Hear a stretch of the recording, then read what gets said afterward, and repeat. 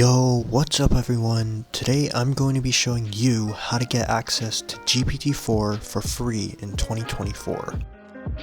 So to do this, you have to join the hyunGPT community Discord server, link in description, and once you're in, head over to one of the chat room channels. I'm going to choose the hyunGPT channel for this. So once you're in the channel, go ahead and run the /ask command and type in whatever prompt you want. For this one, I'm gonna ask, what model are you running on?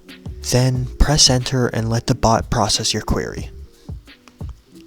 And as you can see here, it says I am running on the GPT-4 model.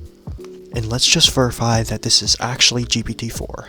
So let's run the /ask command again and paste in this prompt, which has been shown to differentiate between GPT 3.5 and GPT-4. Let's press enter. And as you can see here, it is indeed running on GPT-4. It even provides an explanation to our question.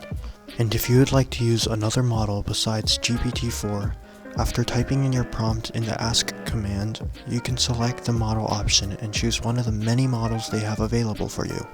They have GPT, Falcon, Llama, Claude, Palm, and many more. And that's basically it. That's how you can access GPT-4 for absolutely no cost in 2024.